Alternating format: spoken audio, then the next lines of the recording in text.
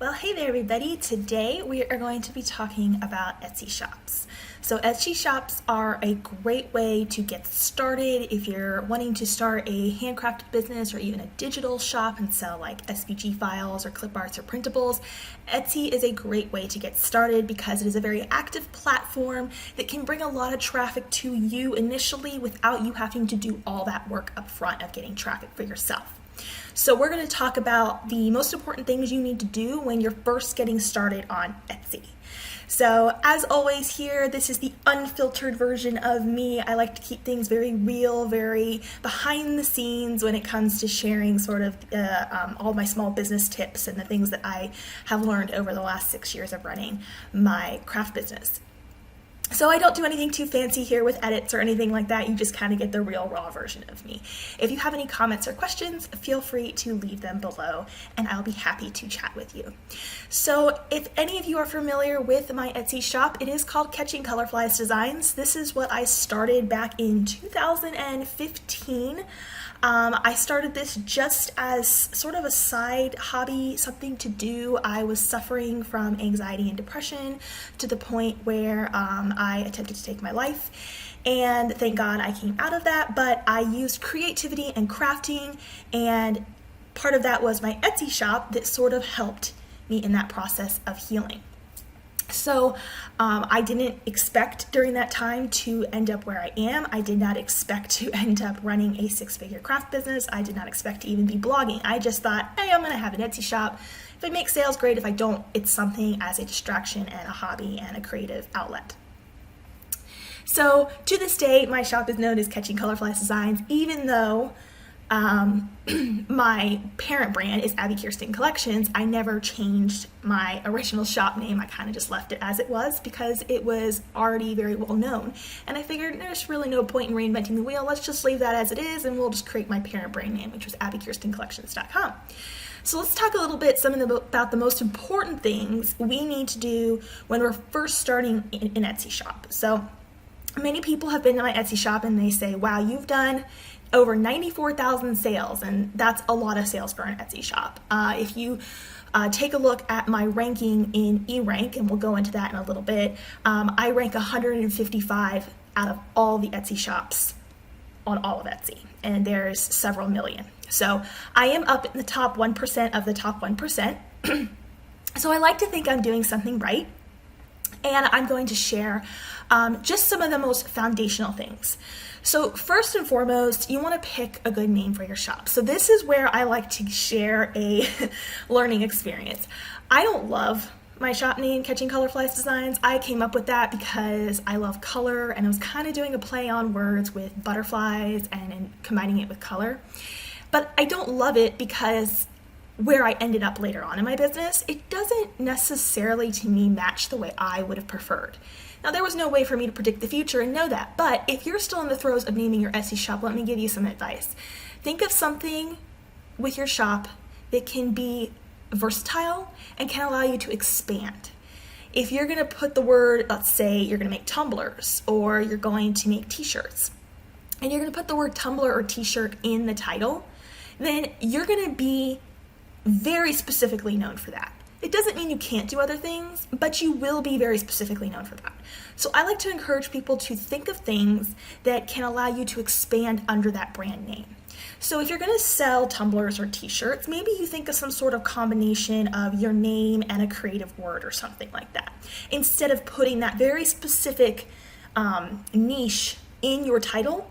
That way you can expand, because you never know where your journey is going to take you, and you really want to make sure that you're leaving that open for yourself.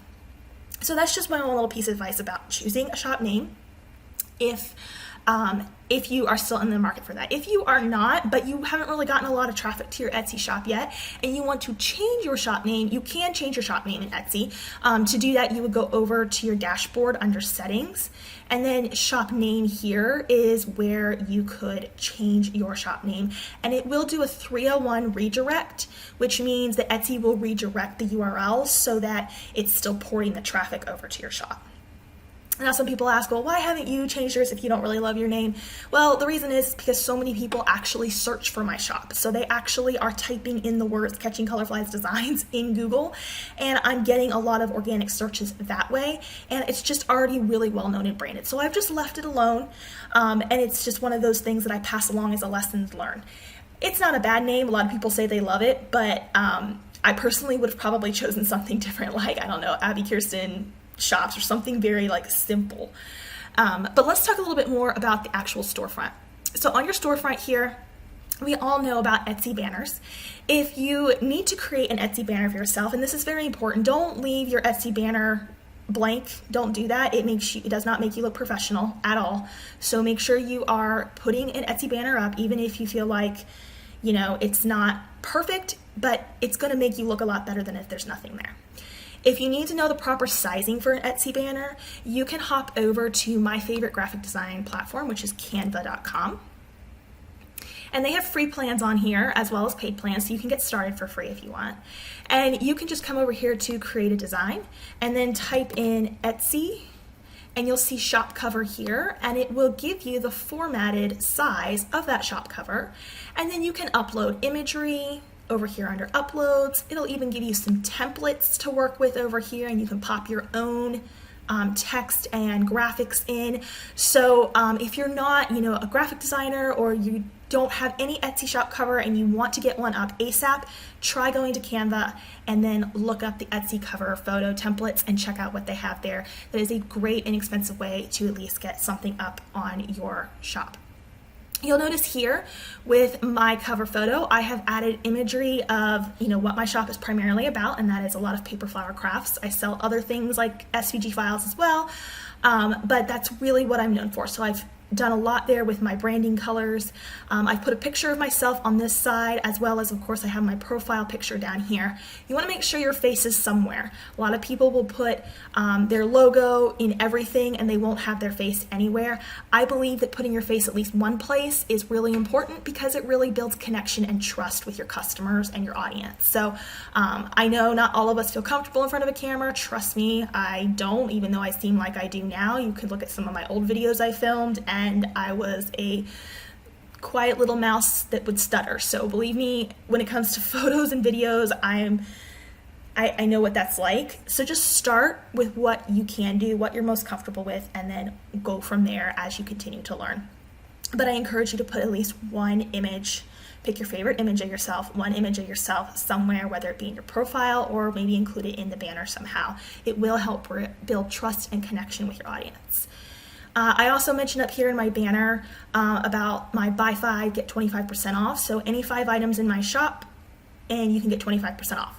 So if you have some sort of like ongoing promotion that you want to push to people to try and get them to spend more in your shop, which is the goal of this, then you may want to put that on your banner as well. I have been rated the top best flower shop on Etsy. I don't put Etsy on the banner because I don't want to brand myself with Etsy. I don't want to use their trademark name on my banner, but I have been rated #1 considering the number of reviews that I have gotten and the number of sales. I also mentioned my blog there where people can go and type that in to find more tutorials and stuff like that. So that's some things that you might want to think about with your cover image if you're still working on that. Underneath your shop name here, you'll notice under my shop name, it says DIY paper flower templates and tutorials. That's what I'm primarily known for, and these keywords here are really strong, highly searched keywords on Google. Now, this is really important to make sure that this is filled out, and the reason being is that a lot of traffic comes from Google to Etsy because Etsy runs their own ads to get people onto their platform. So you want to make sure that whatever is put here is a strong, highly searched keyword that represents what is in your shop so that people who are looking for what you're selling are finding it, and then you're hitting those right customer avatars so they're more likely to purchase. If you sell something like, if you notice that, you know, glitter tumblers are very highly searched, but you don't sell glitter tumblers, or you only have one in your shop and you sell 300 or something else, don't put that up here because no one's going to purchase from you. They're going to click over and then they're going to leave. And that's going to tell Google this shop doesn't have what this person's looking for. If you want to know where to add this little keyword title description here. It is under your settings in your dashboard. And then you would go to, let me see, click on settings. You would go to info and appearance. And then right here where it says shop title, that's what's giving that little bit of keyword description. So that's where you're gonna wanna put those keywords there. Of course, you can also upload your shop icon here and some other things like a receipt banner and put in shop announcements and all of that good stuff. So let's keep going with some of the other things here that an Etsy shop needs to have. Shop announcements, those are where you can kind of put things in as far as like if you're running a sale or if maybe you sell physical products and you're currently taking a break and you need to shut your shop on vacation mode for a while, you might want to put that in the announcement there. For me, I sell mostly digital items, so I use this as another opportunity to put keywords in. So I've talked about the fact that I sell instant download items, I put the formats I offer, I talk about the books that I offer and the tool sets I offer, and the fact that I do a lot with paper crafting. So I use that as an opportunity for keywords, but you don't have to necessarily. It's just something that I like to do. So a lot of people think, all right, I have to have X amount of items before I can open an Etsy shop. No, you don't. Etsy recommends having at least 10 items. So I do say if you want a number, have 10 items to list in your Etsy shop before you make it public. And you can put it on vacation mode if you don't want anyone to be able to see the stuff in your shop while you're working on it. Vacation mode can be found under the settings as well on the back end here. So I say at least 10 items. Obviously, I have well over 500 items in my shop, but it's taken years to get to that point. I also like to mention with Etsy shops not to be afraid to list the same item more than once. You want to make sure you change your keywords and your titles, but you can list the same item more than once if there is 2 different categories that it might be relevant in. So let me give you an example of what that looks like. I'm going to go to my book and tool set section here. Notice how I have the tool set listed twice. I also have these books listed twice, but I'm going to click on each one of these, this one first, and then this one second. And if we look here, you'll see this is the exact same item and the price is the same and the description ultimately is the same, but you'll notice, you'll notice that the title keywords and the title keywords of this one are arranged differently, and there are some different keywords in there as well. So I'm not copying and pasting an exact title. I'm still changing out my title keywords and my keywords that are actually in the listing to make sure that I'm getting searched for different keywords and possibly getting ranked for different keywords. So when I say you have to have 10 items as a good base number, you can list a couple of those more than once in different categories. So let me look at this. Let me actually go into edit mode on this one so you can see the back end. And I'm going to go into edit mode on this one as well. And let's go down here. I'm going to go down here as well. Again, you can see, it's too far. You can see while there are some overlapping keywords in each of these, there are also many different keywords. So again, giving myself a chance to rank for different keywords, same product, 2 different listings, different opportunities. And if we go up here to the sections that they're listed under, I have this one listed under the paper flowers section, and I have this one listed under craft supplies and tools. 2 different sections, jumbling up and changing up the keywords a little bit, listing the same product twice. So that's something that it can be a great way to fill your shop up faster. So if you have 5 or 10 items that you know you can list and you want to list each one twice in different categories, you just double what you can offer in your shop. So there's a great stepping stone when you're just getting started and you don't have a lot of stuff in your shop first. All right, so let's keep talking a little bit more about the shop here. So let's scroll down below the listings here. First, they always show reviews, and then we go down further, and there's things like updates that you can post. I don't do much with those anymore. Honestly, I don't feel like they do very much. And then there's your about section. Please, pretty please, don't leave your about section blank. There's 3 reasons. 1, it doesn't make you look professional and serious about your business. 2, it tells Etsy you're not serious about your Etsy shop, and they actually don't like shops that don't have all their about sections filled out. And 3, you're leaving out opportunity to get keywords from Google to help your shop rank higher in Google. So 3 reasons why you don't want to leave out your about sections, your frequently asked questions, and all of that stuff. It doesn't have to be super fancy, but think about telling people your story, why you love selling what you're selling, what you sell, and think about some of the keywords that people might search for as you're putting this together. So I have my about section there. I've added a few links in. Of course, you want to make sure your policies are filled out. I would say policies number 1, make sure that's filled out. About section number 2, make sure that's filled out. Those are the 2 most important things. Do not skip those. I sell a lot of digital items, so I talk about digital refunds first. I talk about other refunds for my few physical products. Talk about coupons, copyright notices, things that are not allowed, and I even put a little note in Spanish as well, because I do get a lot of people who speak Spanish as well in my shop, so I put that there. Now, a lot of people don't read these, but they're there for you to reference, and if people do go looking for them, they can find them. You can also fill out your returns and exchange policies, your shipping information. That's going to depend on what you're selling. And then also your frequently asked questions. People do read frequently asked questions more than you think, so do fill them out. So I always put additional policies, frequently asked questions, and then down here, I've actually created a frequently asked questions section, and this section actually appears below your listings. Let me republish this so that I can get back to that page. So right here we have our description, and then if we scroll down, FAQs, if they use the drop down, here is where all my FAQs appear.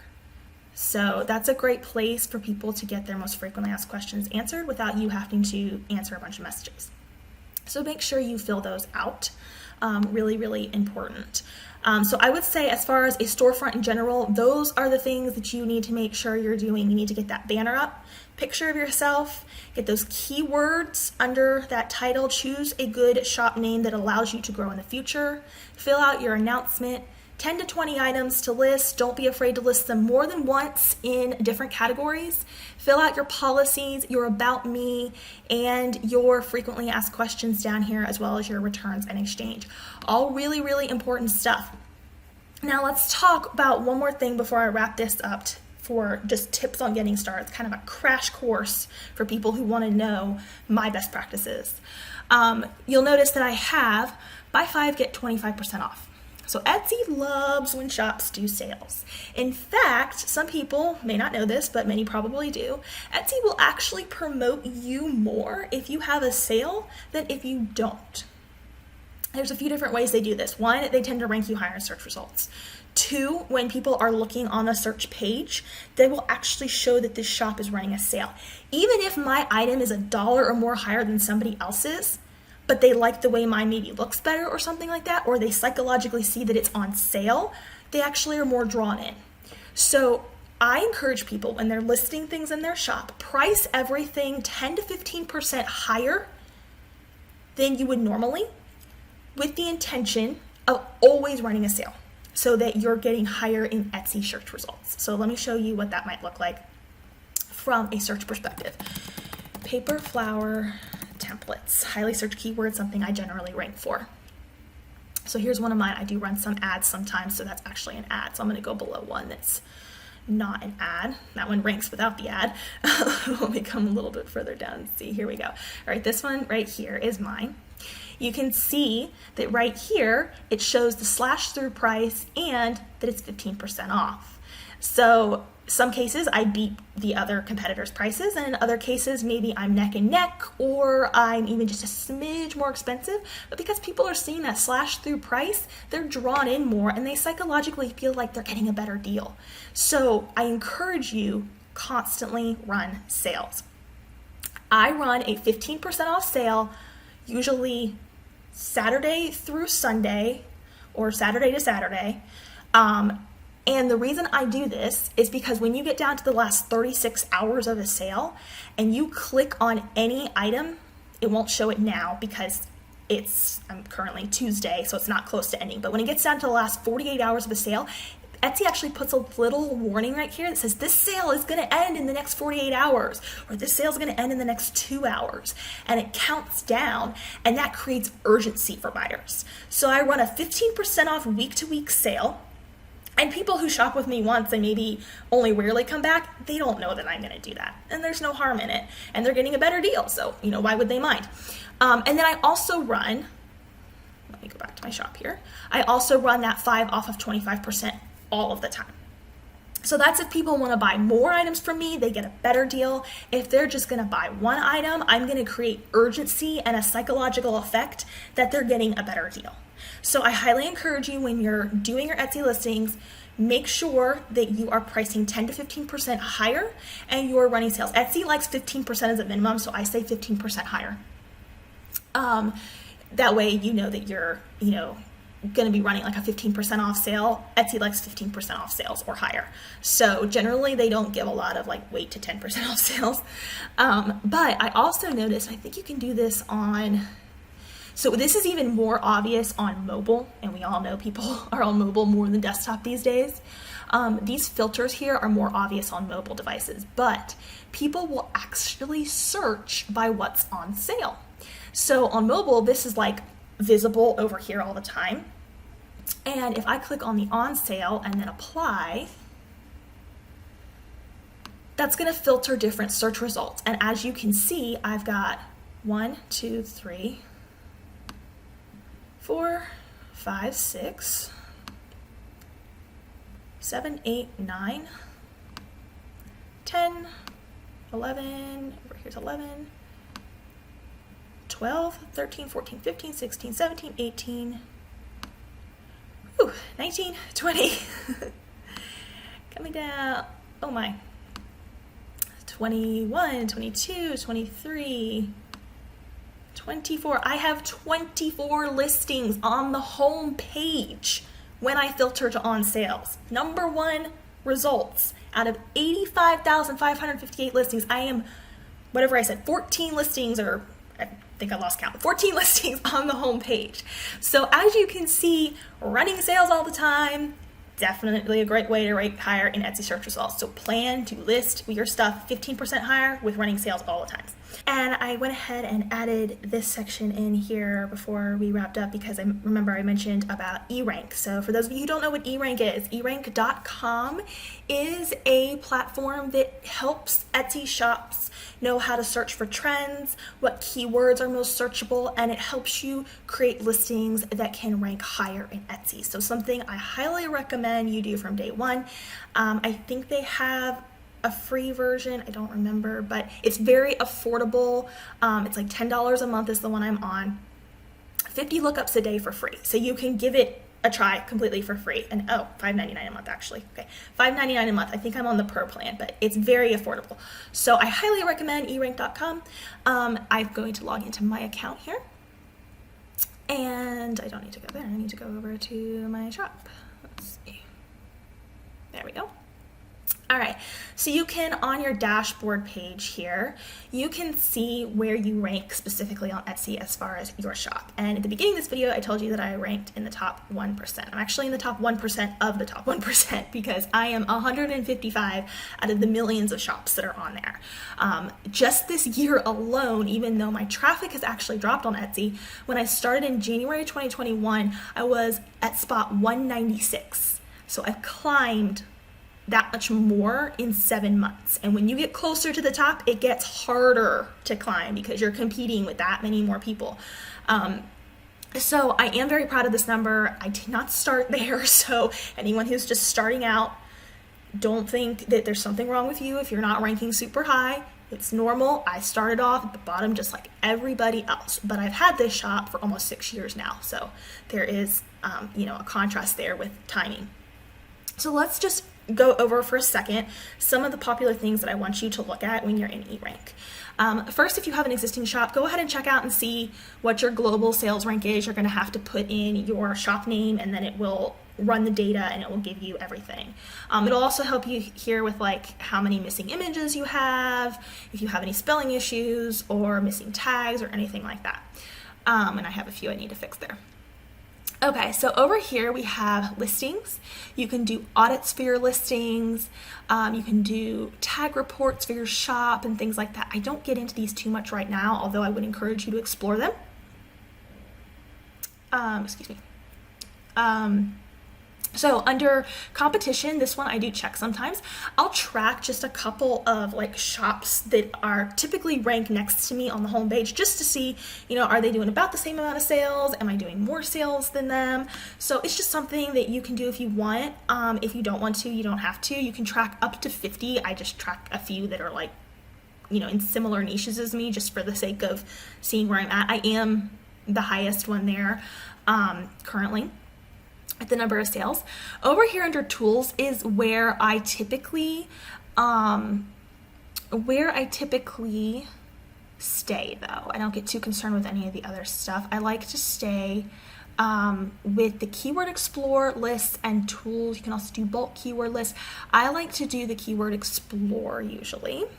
And when you click on that, you're going to want to type in a keyword that, think of it as a broad keyword, and you can narrow things down from there. So for example, obviously paper flowers is something I do, so let's search that. I'm going to use that as my first example, and then I'll use a different example in a second as well. Okay, so we see here, average searches per month, 3,210. That's actually down. There is 50,000 plus competition, very high competition. Average click-through rate here and average number of clicks. Okay, so we can also see search trends here. The search trends typically are up in the spring and the first half of the year, and they're down in the last half of the year. That's very normal for my business. I've always seen that trend. With COVID and the weirdness that COVID brought with it post-COVID as the vaccination came out and everything, things are still very weird. So typically I would have higher numbers probably than I do right now, but because of COVID being weird and the world just being in a weird place right now, things aren't looking like they used to back in 2019. You can look at market trends down here too, which I think is valuable. You can look and see how many people are searching for that keyword on Pinterest and Amazon and Google Shopping. Very good to know as well, because Etsy will pull some of these numbers in. These things will appear, or let me rephrase that. These things will appear next to Etsy search results. So if you start putting pins on Pinterest that go to your Etsy shop, you can start capitalizing on these search results here and bringing that traffic into your Etsy shop. So it's good to know those numbers. If we scroll down, here is where the data can help you when you're actually typing in your keywords to individual listings. So we have our primary search keyword here, which was paper flowers. Gives you the average number of searches, clicks, click-through rate, and very high competition. You want these first three numbers to be green. Ideally, you want them to be green or dark green, and ideally, under competition, you want it to be orange, yellow, or green, not red. Now, that doesn't mean you don't use keywords that have high competition. You do. You want to use keywords that have high competition, but then you want to use at least 5 to 7 of the 13 keywords that have low competition. That way you're ranking in the broad categories, but you're also ranking in narrow categories to where you are able to kind of outrank your competition or get in front of people that are searching for more specific things. If they're searching for more specific things and you're coming up, they're more likely to purchase from you. So we see right down here. So for a typical listing for me, I would do paper flowers. I might do tissue paper flowers, but mine aren't really tissue, so I feel like that's sort of inaccurate. Paper flowers for nursery, very popular. Now, I don't always trust this average search results thing because personally, if I were to search paper flowers, Etsy will suggest things like paper flowers for nursery at the bottom of all the results, and a lot of people will click on those and narrow that down. That is not reflected in this number. So this number can actually be much, much, much higher. So I would definitely use this keyword. Paper flowers, SVG, I know for a fact that there is way more search than that. I don't know why that one's showing that one like that, but I know for a fact that that one is way higher search. Just look at the competition for it. Why would there be so much competition for a word that no one's searching for, right? So take some of the average search result with a grain of salt. The things I say to look the most closely at is the click-through rate, because that's Etsy capturing people that are actually clicking on a listing with that keyword. So no matter how they got there, we know that that keyword is being clicked on. And we see that even though, like, let's see, luxury paper flowers, I've never seen that one before. Paper flowers from books, even though this search is really low, the click-through rate is at 100%. So something that you might want to use. So you can always go right back up to the top here and type in a new keyword and do that again. Let's type in tumblers. I'm just going to go with something different for a second to show contrast. And then we can see large competition, lots of search results, 65% click-through rate. Let's come down here. Amazon is very high with that searches. So maybe if you're looking to expand your business outside of Etsy, maybe you consider Amazon Handmade, since there's so many search results there. So it's a great tool to think about. So look at all that Etsy competition. Wow. Okay. So things like glitter tumblers, personalized tumblers, custom tumblers, sublimation tumblers, and the word tumblers itself. All keywords I would absolutely use. I would also make combinations of these, such as custom glitter tumbler. See how I combine this one and this one? That creates a long tail keyword that isn't that exact one that might have lower competition, but they're all highly searched keywords. So think about ways you can combine the top keywords as well to create new ones. So there would be a lot of options here that I would look at. I would definitely look at, another reason that eRank is good is trends. That was the second thing I wanted to talk about, trends. So we can see here Harry Potter tumblers has a very high click-through rate. So we're looking at trends with this. So if people are searching for Disney tumblers or Harry Potter inspired tumblers or things like that, of course, be careful with trademarks. I'm not a lawyer, be careful with trademarks. Then that can be something that you might want to incorporate in your shop, because you know that people are searching for that, and therefore there's a much higher chance of you receiving sales because of the volume of search. So use eRank not only for keywords, but also for researching trends and competitions. In fact, they have an entire trends area right over here. And this trends drop-down area, it's for the whole of Etsy. So bear that in mind. It's not by niche, it's not by keyword, it's for the whole of Etsy. So I don't spend a lot of time there. I generally will look here and I'll pay attention to the click-through rate, because that tells me people are searching for these things. If you scroll down, actually, I want to show you one other thing. Under tools, we did Keyword Explorer. If you use the keyword tool, it's just slightly different. Let's type that one in. It's more of a visual version. So this one shows us the trends too, but then down here, it gives you sort of an analysis as well as, whoops, sorry about that, computer is jumping all over the place. It also shows you most popular categories. So it's this can be good for, remember I said list the same item in 2 different categories? Well, we see that tumblers get listed in weddings, and they also get listed in home and living and wine glasses and drinkware and things like that. So if you're selling tumblers or t-shirts, rank them in 2 different popular categories that are suggested here by eRank. We can also look here that when I typed in tumbler, we get this visual keyword map. And the large keywords are the most highly searched keywords.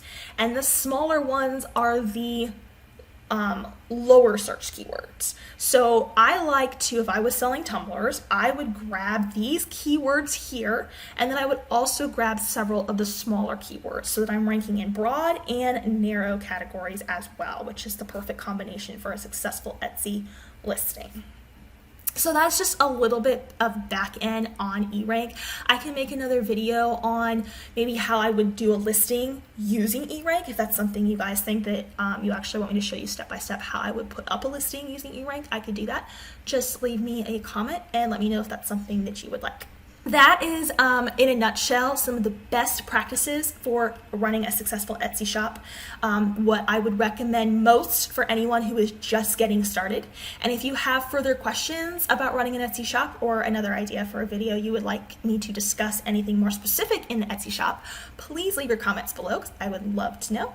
Thank you guys so much for joining me for an unfiltered session here, and I have enjoyed sharing this information with you. Bye for now.